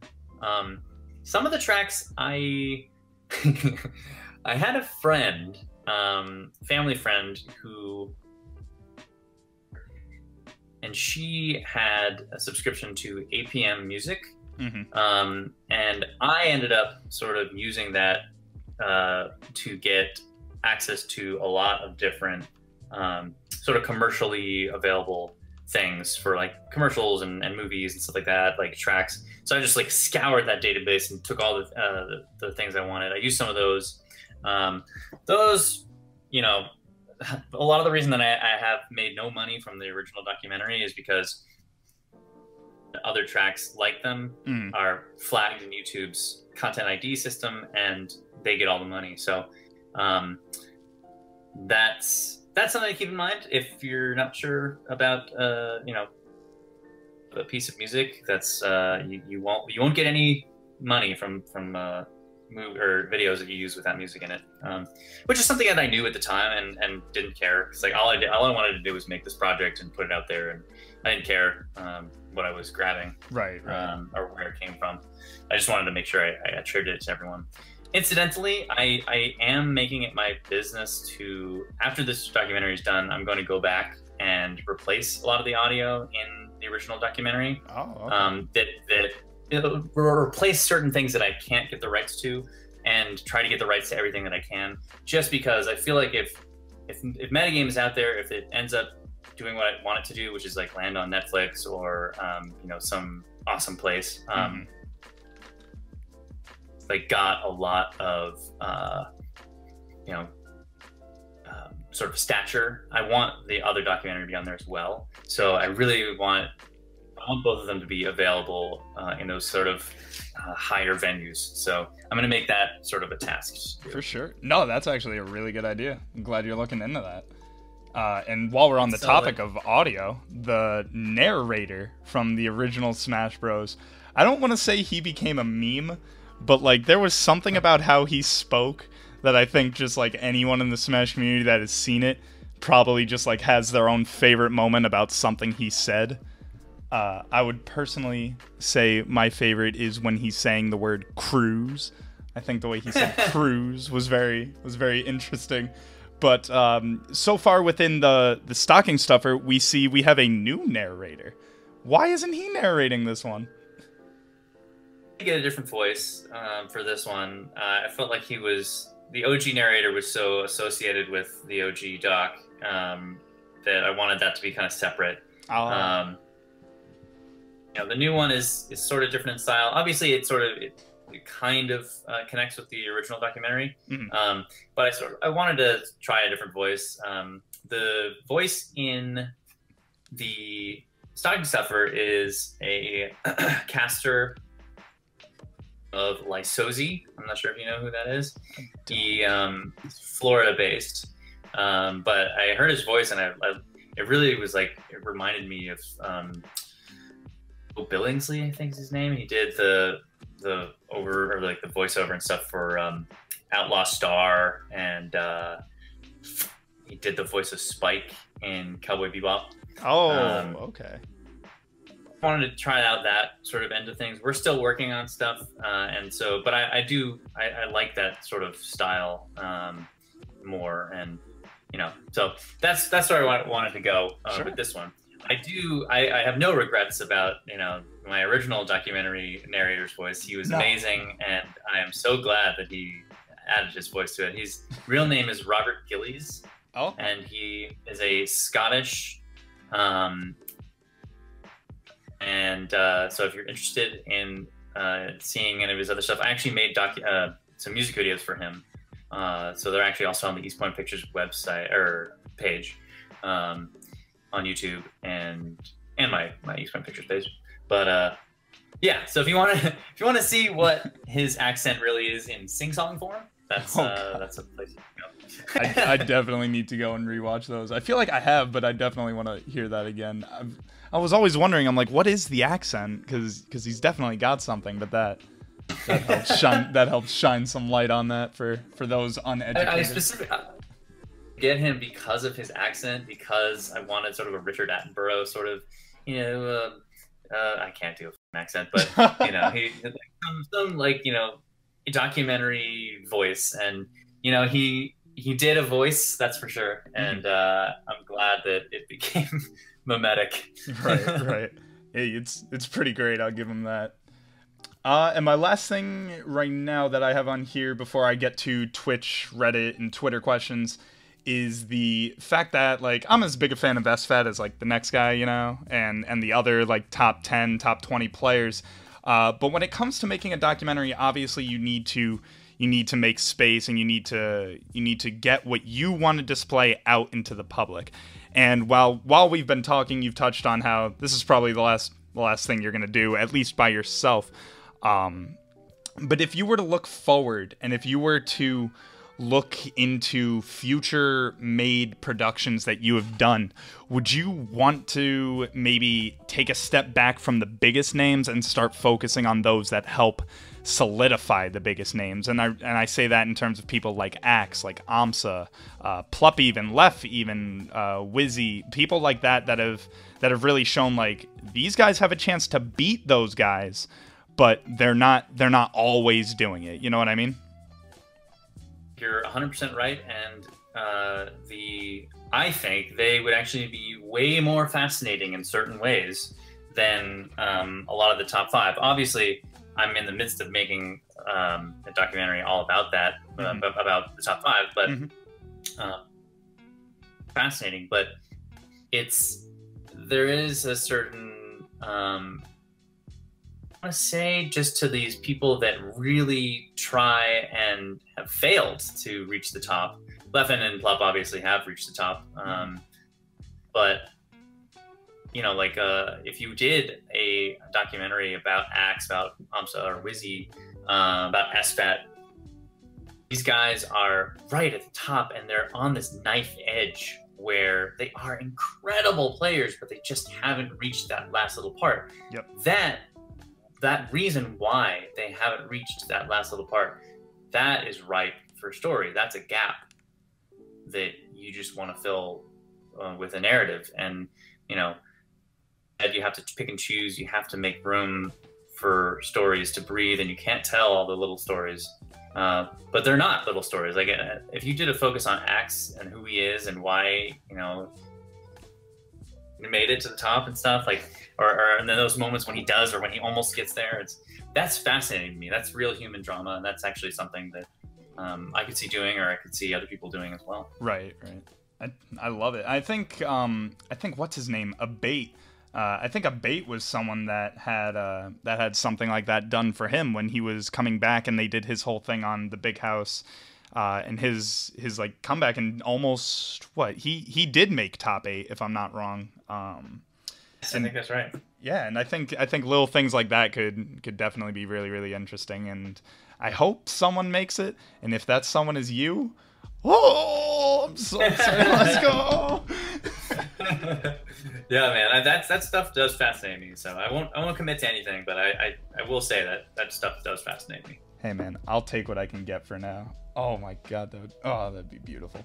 So now I'm going to turn it over to questions that I've picked up from Twitch chat, from Reddit, Twitter, my Discord server. I only got a few right now. If I see anything decent while I'm going, it might just get asked. But my first one for you is by the illustrious Codeman. He has a question for you saying, what life lessons have you taken away from working on the documentaries? Oh, man, so many. I've spent, since 2011, mid-2011, I've been working on Smash-related stuff. 8 years on this. It's crazy. Yeah. It's, I've been telling you some of them. I mean, the words, the plops of wisdom, like persistence and luck, that whole stuff. Mm-hmm. The fact that you'll get good at things that you're passionate about, those are big things that I've learned about life. And really, you can't go wrong in certain ways doing what you want to do creatively, because even if you fail, you'll learn something from the failure, and at least you will have tried. At least you will have put something on the line and gone for something instead of doing it. I was watching some old Nations D videos. Like, there was a disc of, like, I think it was on HBO or something, of back in the day, like when their first CD came out, they did some promotional stuff for it, and there was a song they did, like, a lot, like a thing called, like, Cosmic Shame. Mm-hmm. It's about encouraging people to, like, just take a chance and do the thing that you really want to do for once in your life. But then, if it doesn't work out, stop. That's pretty good. But those are the biggest things. Is you can't go wrong doing what you love. For sure. I like it. The Crimson Blur was actually in here a little while ago, and he made a statement that I want to know if maybe you agree with. He said that the best doc episode is still the Blur episode. Any take on that? Oh man, that was really fun to make. I have to say, that was so much fun, because it was silly. With the big documentary, I'm always thinking about big things, and it's huge. It's in my mind, like, as like a difficult puzzle. Mm-hmm. When I get down to these smaller things, it's like, oh, this is just a playground. This is so fun. And that really was just hilarious to make, and I'm so glad that there was footage of that tournament that he did and that he won against Bobby Scarduzio. Honestly, that is one of my favorite things that I've made. It's not the best thing I've ever made. Oh, as far as, like, personally enjoyable and really glad that I got to do, way up there, especially because I got to use the Rocky montage music. I was gonna say, I think that music alone shows that, like, this was your playground for video editing and producing. I think that just showed, like, you were just gonna have a field day with this thing and just make it beautiful. And it was so funny. Just the beginning, having the Twitch employees talking about how, like, God, there's just always beef between these two.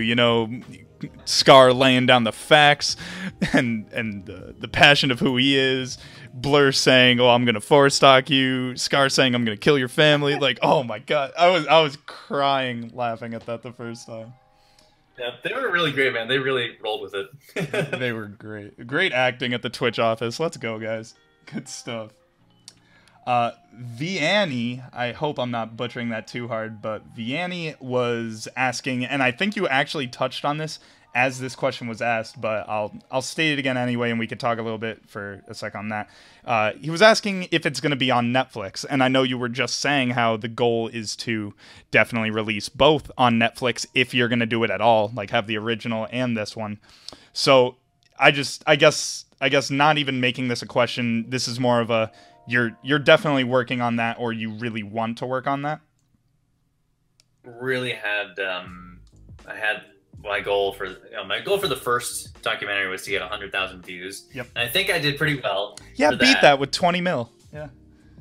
So, my goal for the second one was to get it on Netflix. And, back in the day, Netflix was sort of like the one and only game in town for a lot of the streaming online stuff. And I really wanted it to stream online.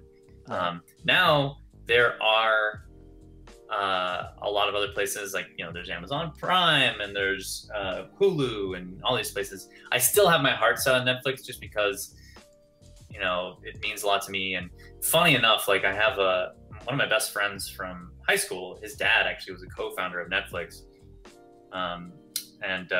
So I feel like I have a sort of a connection to it, and I understand Netflix in a lot of ways. And I'd love it if it was on there. But at the end of the day, I just want it to be out as in as many different forms as I can get it. Mm-hmm. So, I want there to be like the leather sort of like collector's edition metagame sort of DVD case. I want the collector's edition version of the Smash Brothers. I want to be able to sell that stuff, like, to get people like the physical things. And then I also want them to be able to download it, the best possible quality. It's amazing actually looking at the quality of the compression, because like you lose a lot of quality. So, right. If we can get it out to people and done it another way, like downloaded on their devices or whatever, mm-hmm. like they could see like the original doc in a brand new light because the quality will be just that much better. Definitely. Yeah, it's always crazy to see how like compression can either change in a good or a bad way for certain projects, and this would definitely be something along those lines for sure.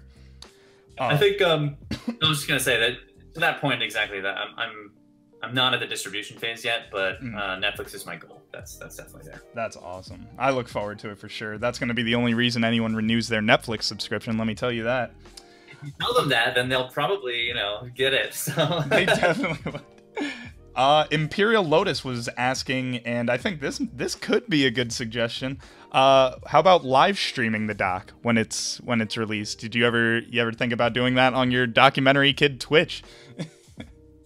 Yeah, I have thought about that.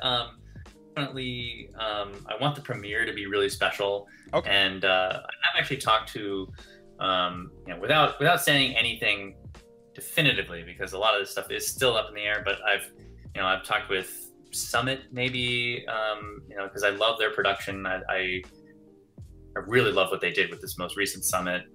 So I'm definitely open to working with them or working with Twitch, doing something like that. Having an event for it would be really fun. Just like, oh, that would be get so people excited and yeah, premiere or something. Like that would be super sick. So that's definitely in the cards. Nothing is definitive right now. So just an idea at the moment. So just again, patience. Keep paying attention to this man's Twitter. You'll find out as we all find out. With the trademark sign. Soon with the trademark. I love it. Tensai Kano. Oh, God. Why can't you guys just have easier names? Tensai Kano was asking, how do you feel about people making their own documentaries in more localized scenes, and what advice might you give to them? I think we touched on this a little bit, but I love the idea of what advice might you give? I think it's awesome. I love that people get inspired to do that. I think the best resources at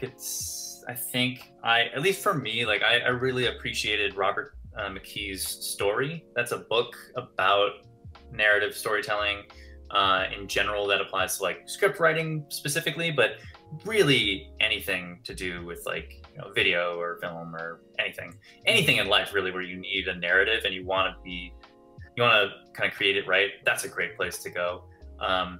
Also recommend maybe I'll send this to you actually. This is Dan Schroeder. I think it's Will Schroeder. He is and he did a video about this kind of story construction. I think that's what it's called. Here it is. Ooh. I'll send this to you right now. Yes. So you can link it to people. For sure. Yeah, that'll 100% be in the description of the VOD when it gets uploaded to the YouTube channel. People, do not worry. Every story is the same. Ooh. Ooh. Excellent resource if you don't want to buy a book. If you're more of a visual person, this is an excellent resource. And even if you are, if you do already have the book or you get it, this is a great video and absolutely worth checking out. Yeah, I'll definitely put that below. I'll watch it right when we're all done with our conversation here. That seems awesome. The actual Axe himself, he's wondering, do you still need any footage? I'm up for meeting with him to share my side of the Smash history. Of course. I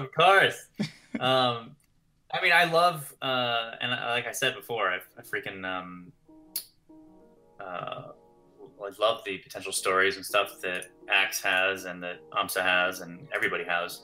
Unfortunately, I'm a little far along in the documentary at this point to be making major changes and adding more footage. So I'm gonna have to say no, unfortunately, to Axe for that. But I love him to death, and I would love to sit down and talk with him at some point. If we do, if I do another project, maybe have more collaborators, and we can get something. Me and Axe will do something. Yes, let's go. Get them together. This is a big deal right here. Oh my god, I don't even. I'm gonna read this username, and I'm gonna hope that I say it right.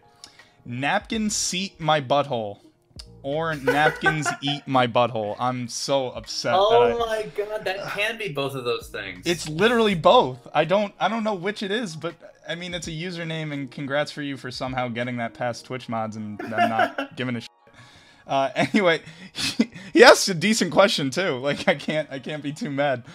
For most creative people, a project is never really finished until you're forced to release it. Have you ever went back and re-edited metagame based on the new techniques and editing tricks that you've picked up over time? Going to be true, it has been a while since as I've been making it, so I of course have sort of going back and sort of re-editing things. The good thing is that was the plan already. Like like I said, I'm on first round edits here, so I'm like pulling everything together, pulling the narrative together, making sure that all works. And then when I'm going to go back and sort of re-edit stuff, beautiful 3D graphics and bracket animations, stuff like that. So that is going to happen. It hasn't happened yet, but it will definitely happen. Okay, nice. I like that. That's a good answer for a guy whose name just hurt my entire soul to read. Major of Minors is asking, do you feel any pressure for you to live up to the expectations of the previous documentary, or do you personally take more pride in the metagame documentary or the original documentary, and how does that pride compare? First off, Major of Minors, freaking love that name. That actually is that's a great name. It's awesome, freaking great. It works on so many different levels. So definitely feel pressure to live up to the expectations of the previous documentary, and there's nothing anyone can really do to change that. As soon as you have success, suddenly everything else that you do is going to be measured to that bar. I think I've just sort of accepted that I'm not going to live up to it, because the first one was so unique and so original that I can really sort of recapture that like new feeling. I think the hype is going to be amazing when it does finally come out. Definitely. And people are going to be really excited about it. And I do personally think that it's a great story. It's got a lot of different layers. It follows a lot of different things. So I am excited for people to finally have it, and that the first one was just, like I said, it was like a manic bubbling up the creation process. So very unique experience. This one has been such a fight and such a slog. I really won't know how I feel about it until it's all completed, because is 70%. Oh, by the way, that's a good thing to keep in mind. The climax is like obviously about your story. Mm-hmm. So, and that is something I would change in the future. I would have worked from the end backwards. So, and with both of these documentaries, I've done front first. I've done the beginning and the end. So, but I don't know. I have to, as soon as it's done, because it's really going to be unique and awesome in a lot of different ways. Yeah. I won't be able to say which I like more until I'm done. For sure. I think that covers it pretty well. Yeah. I think I got time. We got time for like these last three, and then we're gonna do our finals here. HCP_Archon. He was asking any opinions about grassroots versus esports. I imagine that given all that you've seen, you may have one or two insightful things to say. Definitely a difference between the two. You know, the tournaments I was going to when I was first doing the first documentary were grassroots. They were all sort of like just people getting together for the love of the game, and there were a lot of the top players were still super young. So like Mango was like still a teenager, and you know this was still early days, and it definitely feels different. The thing is, like you can't hold on to that. Like it's inevitable that time goes by, things change, and I think esports is actually one of the best possible outcomes we could have had. You know, the alternative would have been like sort of almost a fading away, I think, and a lot of people moving on to different things. Maybe you know, I think that there would always be a diehard group of Melee players. But I think this is great in a lot of ways. It's sad in some ways. I think back on like some of the moments and stuff that occur in a grassroots environment that I had to remember that the grassroots is still there. Like it's not gone. Like in fact, it's probably bigger than ever. The local scenes and stuff, the hype that goes around. Like I mourn it, but I also realize it's not really gone. It's just that it's in a different form, and it's still there. The thing that's gone is just youth, and there's still youth. There's still some youth here. There's still youth, but just from the top players, I mean, you know, like sure. Those they've gotten older. They're now like young adults, and that when you get older, you change in certain ways, and it's bittersweet. You know what I mean? I'll say that the grassroots versus esports, it's bittersweet. For sure. Just like a crab apple. Oh, that's like the only thing I can think of when I hear that word is just crab apples. I don't know why. It's a weird thing about me. Anyway, Papa No Johns asks, and this is actually a really cool question, is have you talked to False, the guy that's making the Brawl documentary, and convened and passed around any ideas? He approached me and asked me what my process was, and I gave him everything that I could. I told him about the programs that I used, and sort of my process as far as like collecting footage and reviewing everything, and trying to basically get a grip on all of your material before you start doing the editing and you start constructing a story. So I feel like I gave him as many bits of wisdom as I could. And I'm looking forward to it, man. As much as I get the reputation for shitting on Brawl, it's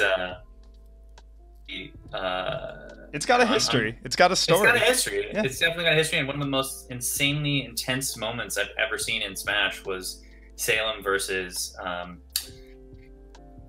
Apex 2013. That was just fucking incredible. Like that, the last game situation. It was like 4 a.m. or something. So Brawl's really got a lot of hype to it. I mean, obviously it's not my game. I don't love it like I love Melee. Of course. But I respect it, and I would definitely respect the documentary that he's going to make and the stories he's going to tell. Definitely. I never even was involved in the Brawl community at all. I always wish there was a little bit that was, but even I'm so excited to see this. I think your documentary alone has kind of just like raised hope, and not so much expectations, but just the hype and the hope for all gaming related documentaries now. I think that's why like a lot of people are even hyped over this one. It's like this is gonna have a great story. If especially knowing you guys have talked, oh god, this thing's gonna be great. This thing's gonna be great. And I think the last question here from the chat that we'll ask, and this is by Moonear7. He says, as a video editor by trade myself, I understand the stress of not finishing a project on time. Honestly, sometimes I just run out of juice and purposely stay away from working on it until I know I feel the juice coming back. Did you simply put it off for an amount of time and then get back to it? Now, we touched on this a little bit on the beginning about like, you know, what made you like have your process slow down a little bit and then what gets you back into it.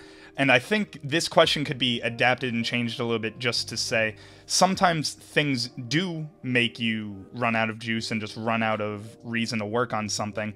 What would you say helps get a person back into that juice? What helps motivate them more to get something like that done? I mean, I totally agree with what he just said. I think the, you know, you have a finite amount of sort of energy and creative juice to put into something. I leaned on, you know, sort of,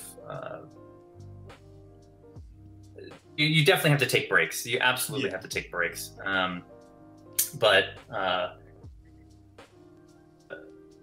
I've done that. I'll go away to like, you know, play Tag Pro for a little bit and come back and only taken a break from editing that I didn't want to take because I've just been so destroyed from this breakup. But you know, that and you know, I'm about to move to New York City, so I'm in a bit of a flux situation. Sure. But that's good in a way, like, because as he says, like you do, when you step away from it, you get perspective and you start to understand what you need to do to make it work better. And, you know, when I land in New York City, I'm going to have nothing distracting me. I'm not going to have to worry about, really worry about money, which has been a big thing in the back of my mind. I'm not going to have to worry about having a girlfriend. Boy, that was a crappy thing to have, a girlfriend. But, yeah, jeez, who wants those? 2018, just give me a pet.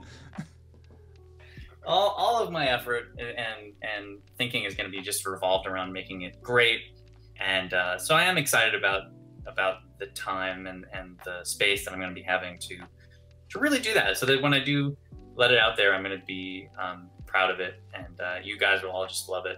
So.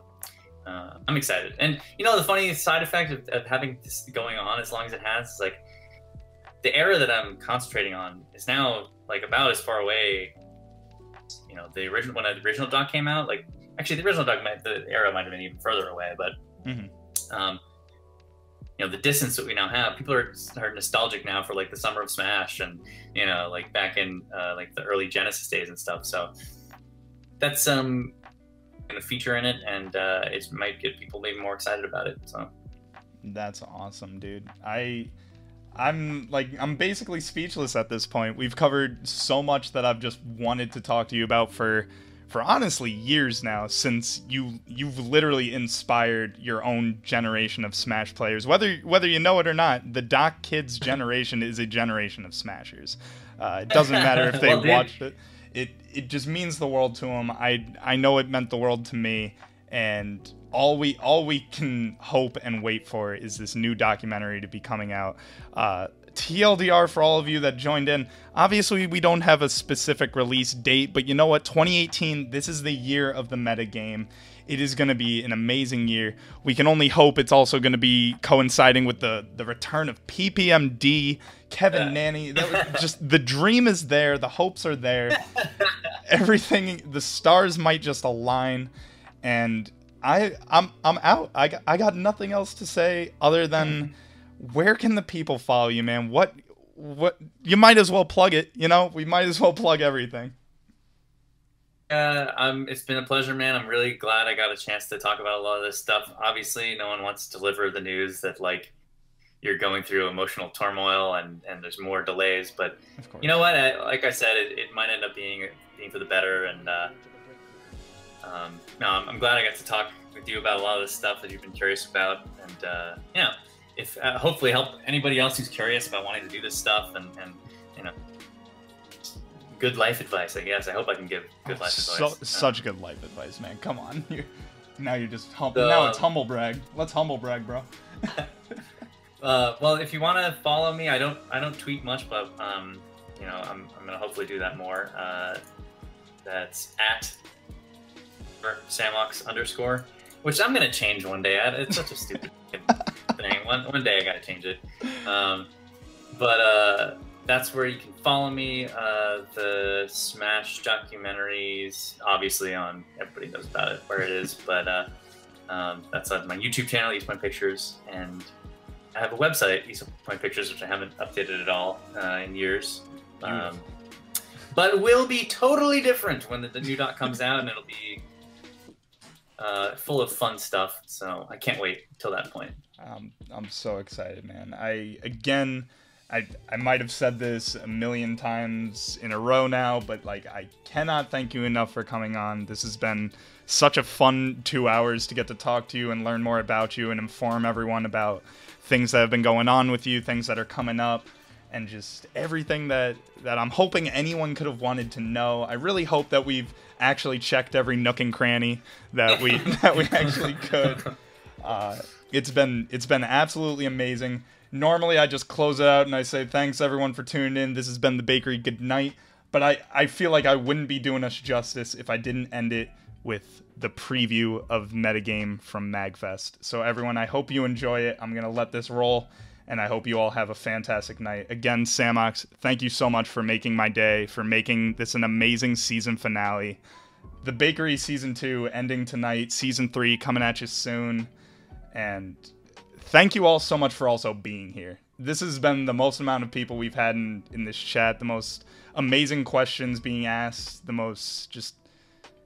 Tonight's been amazing. I can't thank you all enough. I can't thank the guests enough, and before I like tear up and before I just don't shut up, I'm gonna play this preview. So everyone enjoy. Thank you for being here. Samox, again, thank you for being here, brother. I can't thank you.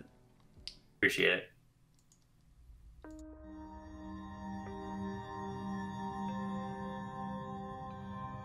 You know, when you're a kid, right, you want to be a warrior, or you want to be an astronaut, and you want to do battle with dragons or what have you. And it's, as an adult now, you know, we live our day-to-day lives. I have a career.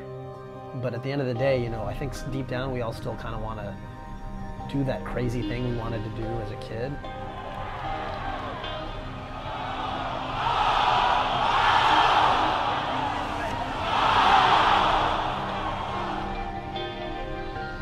When I play at my best, I'm Neo from the Matrix. Like, I'm just unbeatable. And I'll always believe that. I don't care if I lost the next 100 tournaments in a row. I know that when I play my best, it's a wrap. Meg would catch people's habits and just call them out under these brutal ways. Bucks needs a miracle right now. Oh, he read that roll! He read that roll! He has this weird, unique thing where when everybody's watching him, when it matters the most, he's in his comfort zone. Which makes no sense. Oh, misses that outside. Gets him with the back air. Mango does it! Nobody ever has everybody's eyes on him. Why would you feel comfortable then? This is the greatest of all time. In Sweden, you fit into this little box. And you're not allowed to be better than anyone else. Momma he is definitely a machine. Every time he hits you with any move, he knows what the next step is. Oh, nice. Oh, wow. Okay, that was... Oh my God! I can't believe he got that! I can't believe he got that! Sniper strikes again! As soon as he hits you, you're freaking dead. Yeah, like screw it. I am best, and I'm gonna show you.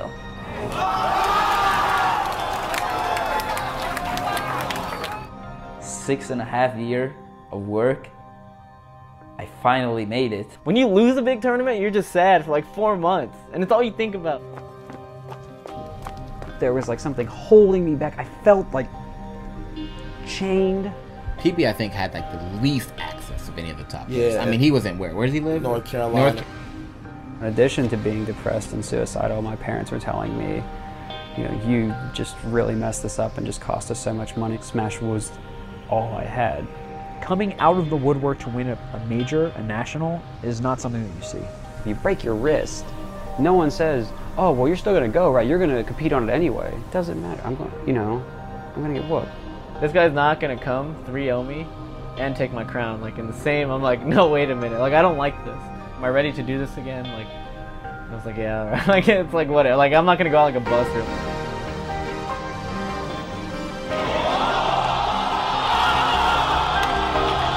The more you expect of yourself, the more pressure you put on yourself at every tournament, the harder it is to keep going. The highest level is insane. Like, it's a completely different game. Once you taste the gold, there is nothing else tastes the same. What's going on? Who is the best? He still is in this, I need to win this tournament. This is one of the biggest tournaments of all time. I need to win. To do stuff like that, you need to be a special, crazy kind of person. There's a chance. There is a chance. I mean, there's a chance for anything, I guess, right?